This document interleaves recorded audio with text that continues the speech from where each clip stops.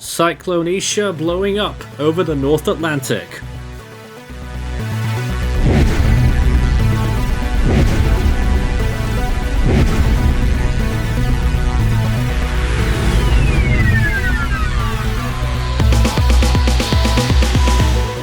The first major windstorm of the year is on the cards for the British Isles over the next couple of days.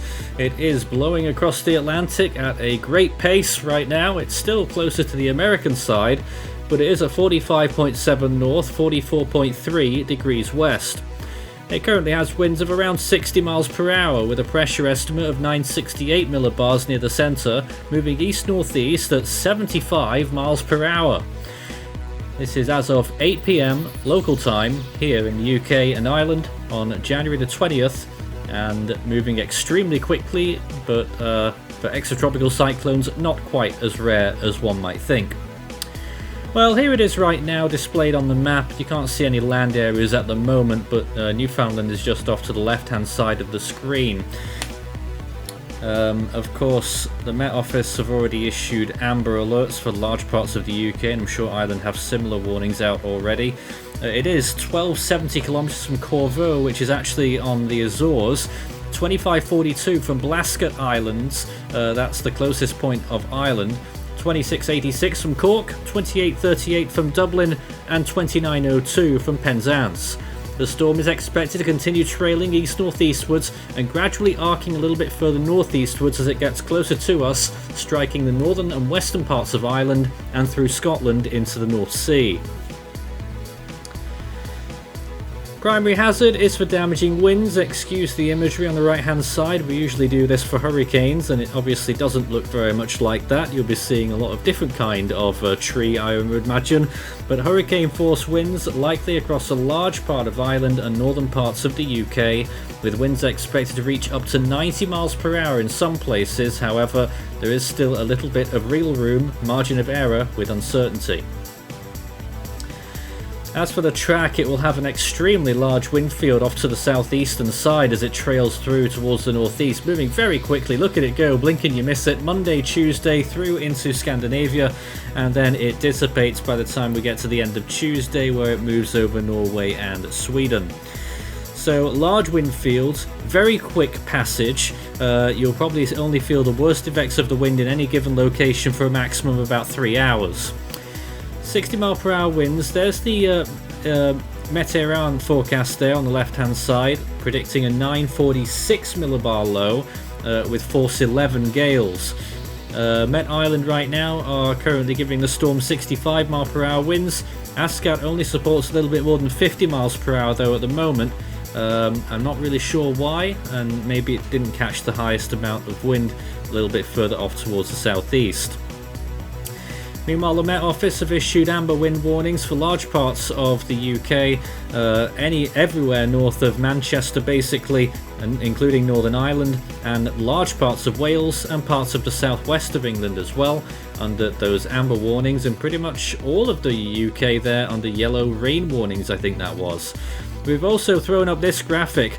This is generally in hilly areas, the maximum winds you will see in these locations. As you can see, some spots could get up to 90 miles per hour, but we are talking exposed locations, and these are the very maximums. So most of these areas, especially towns and cities, won't receive the winds that we're looking at on these numbers. But lots of areas, including urbanized zones, will probably still receive 50 or 60 mile per hour winds depending on exactly where you are.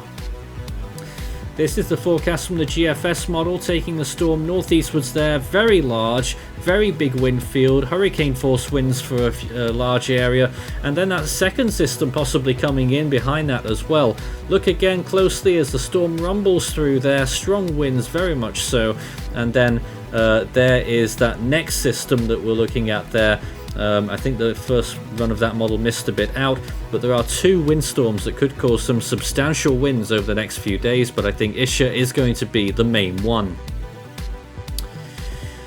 Well, this is the reflectivity scenario, and it will mostly fall as rain. It will still fall as snow over some of the Scottish mountains, but thankfully we are behind that winter line now.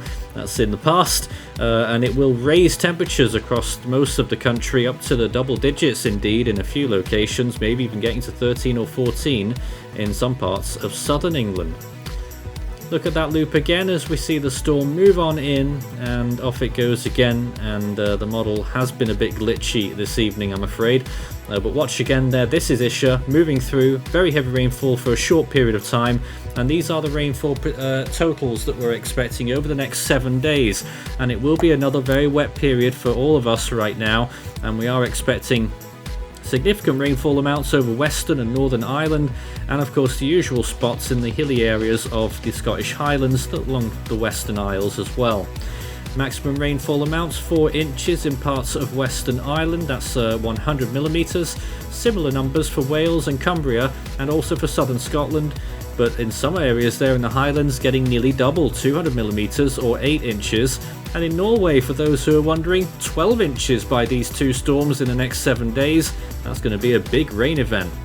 And looking at the temperature air mass, then you can see how it brings those really warm, in comparison, temperatures through the islands there in the next few days. Two systems doing that together. Load back through that loop there, and this is in the run up to the storm, and we can take a look at some of those temperatures. 17 degrees where the winds are blowing on the southeastern side, and temperatures approaching 12 degrees towards the southwest of England into the Celtic Sea and that kind of area. So there's going to be lots of energy on the southern side, not so much on the northern side, and that's part of the reason why it will be very much loaded on that southeastern side. Another big reason is its very fast motion. Because it is moving so fast, it's obviously adding on to those winds that will be experienced on the southeastern quadrant, the front right in terms of the storm, and that will continue throughout the course of its entire life pretty much, moving through the UK and Ireland. There's some very strong winds. We're certainly expecting a few places to get hurricane force winds. Some of the maximums, as we saw there, maybe 90 miles per hour.